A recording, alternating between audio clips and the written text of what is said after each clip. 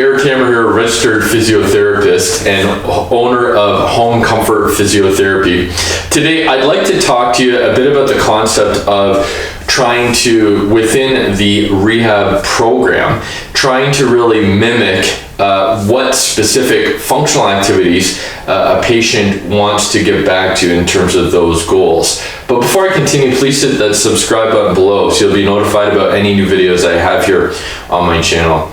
So essentially, this whole concept of really trying to mimic and really identify the functional needs of a particular patient, I really think this is an important concept, and it's really the last phase of any sort of rehab process, right? So the typical process that I like to view it through is this lens of, number one, sort of identifying the different areas of weakness or the different areas of limitations in terms of mobility and flexibility that are required and might be causing an individual's pain or an inability, right, to do a specific activity. So number one is really identifying that and isolating it in a certain way in terms of exercises and strengthening, etc. From there, the second phase is really trying to make it more weight-bearing and more functional, right, for the individual. So for example, if somebody might be struggling with doing a sit-to-stand type activity, well, number one, we might want to just isolate some glute strength, some quad strength in a non-weight-bearing way. And then from there, the second phase would be, again, to make it more functional, make it more weight-bearing.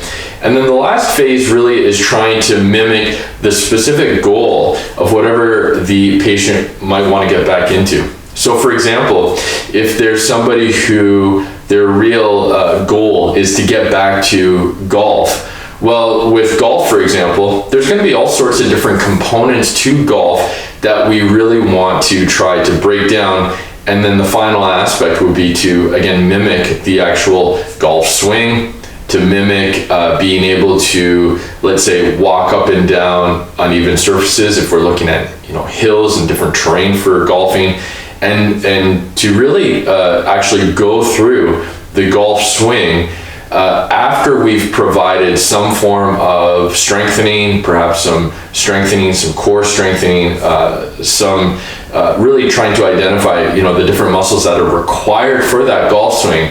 And then when we put it all together, is actually having the patient do that swing, mimicking the movement, and making sure that the actual activity that the patient feels stronger in, that there isn't the discomfort, and there's the mobility and the range of motion required. So specifically going through what activity is required, whether that, again, is for golf, something like gardening, let's say, where somebody needs to be in a very specific position when they're, let's say, pulling weeds out, or maybe if they're using the clippers, they need to be up in an overhead type position. So again, we're trying to really break down what's required for that activity, and then the final stage is mimicking it so that the patient can really have the strength and the tolerance for that particular activity, and then finally having the patient get back to that activity, having the confidence, right, that they've already gone through that specific motion pain-free and feeling strong in that activity. So again, I just wanted to highlight the importance of that final stage in the rehab process. If you have any questions, concerns, feel free to leave a comment below. And if you're an individual who might be struggling with their day-to-day function and really requires the guidance and the help of an experienced physiotherapy like myself, feel free to reach out. I have links below for in-home physiotherapy. Thanks again, and have a great day. Take care.